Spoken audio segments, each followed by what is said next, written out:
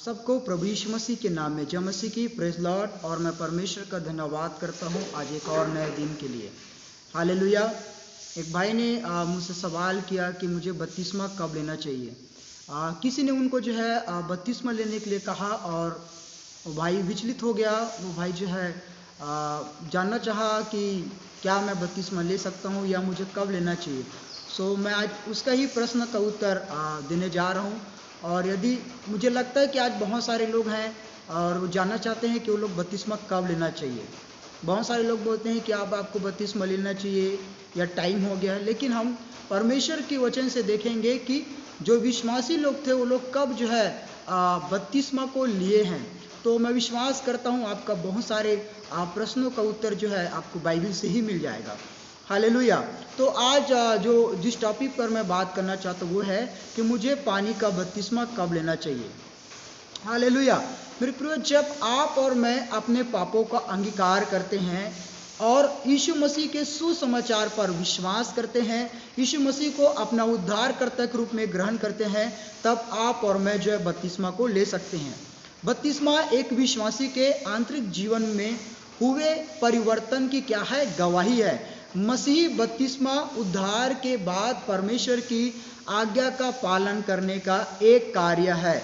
अगर आप सच में यीशु मसीह पर विश्वास करते हैं तो आप जो है बपतिस्मा को ले सकते हैं बिना किसी के दबाव से। हालेलुया। अगर आप और मैं जो है प्रेरितों के काम उसका अध्याय 8 और उसका 37 पद, यदि आप 26 पद से लेकर उसका 40 पद तक पढ़ेंगे तो वहाँ फिलिप्पुस और खोजा के बारे में आप पढ़ सकते हैं। मेरे प्रियो, जब खोजा जो है यशायाह की पुस्तक को पढ़ रहा था तो उसको बिल्कुल भी उसको जो है समझ में नहीं आ रहा था, लेकिन उसी समय परमेश्वर की आत्मा ने जो फिलिप्पुस को इस्तेमाल किया और जैसे फिलिप्पुस ने उनको जो है परमेश्वर का वचन के बारे में बताना शुरू किया, तो हम ये देखते हैं यहाँ पर गौर करने वाली बात यहाँ ये है कि जो खोजा जो है पहले से ही वो परमेश्वर की वचन को पढ़ रहा था। और जब खोजा परमेश्वर की वचन को पढ़ रहा था, उनको जो है परमेश्वर की वचन समझ नहीं आ रहा था और उस जगह पर परमेश्वर ने जो है फिलिप्पुस को इस्तेमाल किया। और जब फिलिप्पुस जो है उस जगह पर गया और उनको जो है परमेश्वर का वचन को बताना शुरू किया, तब फिलिप्पुस ने जो है खोजा ने जो है परमेश्वर की वचन पर क्या किया, विश्वास किया। अगर आप उसका 35 पद को पढ़ेंगे तो लिखा है, तब फिलिप्पुस ने अपना मुंह खोला और इसी शास्त्र से आरंभ करके उसे यीशु का सुसमाचार सुनाया। ध्यान दीजिए, उसे यीशु का सुसमाचार सुना, यानी परमेश्वर के राज्य के बारे में, परमेश्वर की वचन के बारे में, यीशु मसीह के बारे में, उसकी पुनरुत्थान जी उठने के बारे में उनको बताया। और मार्ग में चलते चलते वे किसी जल की जगह पहुंचे, तब खोजे ने कहा, देख यहाँ जल है, अब मुझे बपतिस्मा लेने में क्या रोक है। 37 पद, फिलिप्पुस ने कहा, यदि तू सारे मन से विश्वास करता है तो ले सकता है। यदि आप पूरे हृदय से, पूरे मन से यदि आप यीशु मसीह पर विश्वास करते हैं तो आप बपतिस्मा ले सकते हैं। सच्ची विश्वास में संदेह नहीं है। यदि आपने यीशु मसीह के बारे में जाना है कि यीशु मसीह सच्चा परमेश्वर है, यीशु मसीह सच्चा परमेश्वर का पुत्र है, तो आप बपतिस्मा ले सकते हैं और आपको कोई भी बपतिस्मा लेने से नहीं रोक सकता है। हालेलुया। तो जितने लोगों ने यीशु मसीह के वचन को सुना, जितने लोगों ने जो है सुसमाचार, शुभ संदेश को सुना, उतने लोगों ने यीशु मसीह पर विश्वास किया, यीशु को ग्रहण किया और उन लोगों ने क्या लिया, बपतिस्मा को लिया। आप यदि आपका यही सवाल है कि मुझे कब बपतिस्मा लेना चाहिए, तो मुझे लगता है आपका प्रश्न का उत्तर यही मिल जाता है। खोजा ने पूरे मन से यीशु मसीह पर विश्वास किया और उनको तुरंत क्या दिया गया, बपतिस्मा दिया गया। तुरंत जो है दोनों ने बाइबल कहती है कि तब उन्होंने रथ को खड़ा करने की आज्ञा दी और फिलिप्पुस और खोजा दोनों जल में उतर पड़े और उसने खोजा को क्या किया, बपतिस्मा दिया। मेरे प्रियो, यहाँ हम देखते हैं कि जैसे ही खोजा ने परमेश्वर के वचन पर विश्वास किया, यीशु मसीह पर विश्वास किया, यीशु मसीह को ग्रहण किया, उसको तुरंत वहीं बपतिस्मा दिया गया। इसका मतलब है कि बपतिस्मा का कोई टाइम नहीं है, कोई समय नहीं है, कोई घड़ी नहीं है।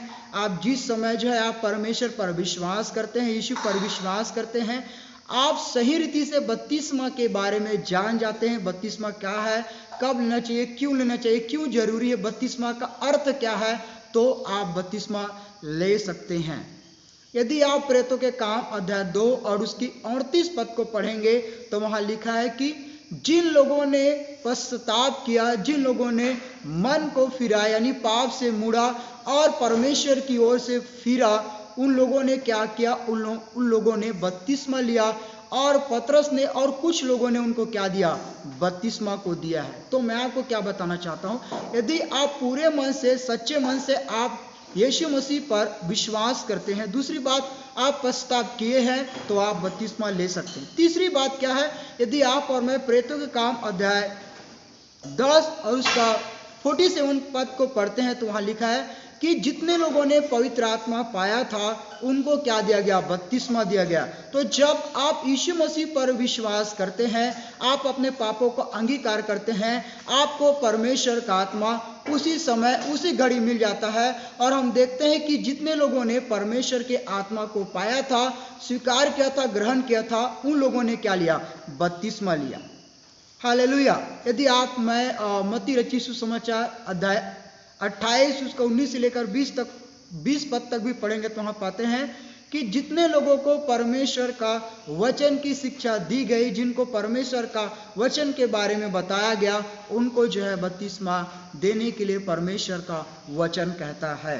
हालेलुया। तो मेरे प्रियो, पहली बात क्या था कि अगर एक व्यक्ति यीशु मसीह पर विश्वास करता है तो उनको क्या दे सकते हैं, बपतिस्मा दे सकते हैं। वो व्यक्ति बपतिस्मा ले सकता है जिन्होंने पश्चाताप किया, जिन्होंने पवित्र आत्मा पाया और जिनको यीशु मसीह का वचन के बारे में शिक्षा दिया गया है, वो लोग क्या कर सकते हैं, बपतिस्मा ले सकते हैं। हम इस बात को हम परमेश्वर के वचन से भी मैंने आपको बताया है कि आप फिलिप्पुस और खोजा के बारे में बताया। मैं आपको प्रेरितों के काम अध्याय 2 का 38 पद बताया। आप प्रेरितों के काम अध्याय 10 का उसका 47 पद को आप पढ़ सकते हैं। मत्ती अध्याय 28 उसका 19 से 20 पद।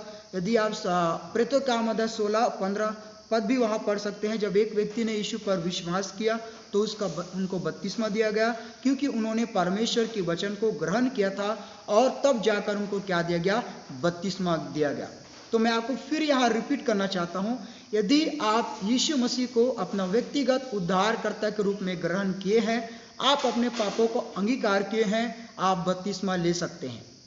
दूसरी बात क्या है, यदि आपने पश्चाताप किया, आप तक परमेश्वर का वचन पहुंचाया गया, आपको परमेश्वर के राज्य के बारे में, यीशु मसीह के बारे में, उसके जी उठने पुनरुत्थान के बारे में आपको बताया गया और आपने पश्चाताप किया, मन फिराया, आप बपतिस्मा ले सकते हैं।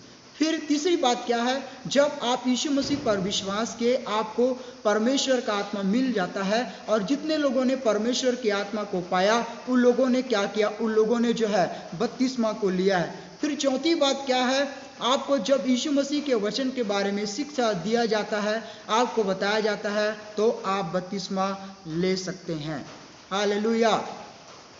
तो अगर सच में, मैंने कहा, अगर सच में एक व्यक्ति प्रभु पर विश्वास करता है, वो बपतिस्मा ले सकता है। तो मन फिराने के बाद, विश्वास करने के बाद बपतिस्मा एक पहला कदम है, एक आज्ञाकारिता है।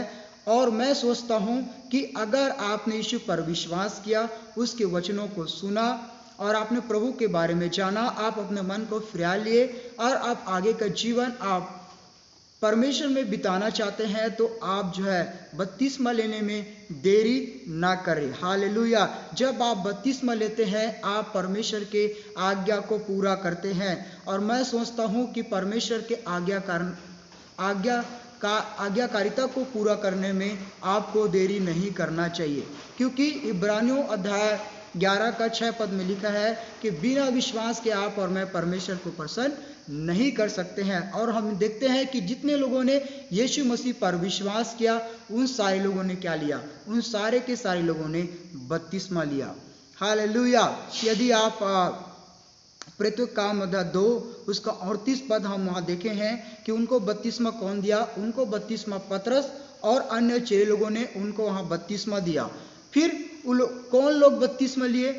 जिन्होंने मन फिराया, जिन्होंने पश्चाताप किया, जिन्होंने परमेश्वर के वचनों को स्वीकार किया, परमेश्वर का वचन को टच किया, स्पर्श किया और वो लोग अपना मन फिराया। पतरस और अन्य 6 लोगों ने उनको क्या किया? बपतिस्मा दिया।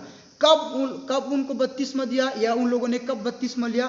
उसी दिन जिस दिन उन लोगों ने अपना मन फिराया, सुसमाचार पर विश्वास किया, यीशु को ग्रहण किया, उसी दिन उनको बपतिस्मा दिया गया। और उस दिन लगभग 3000 पुरुष और अधिक लोगों को क्या दिया गया? एक ही दिन में बपतिस्मा दिया गया।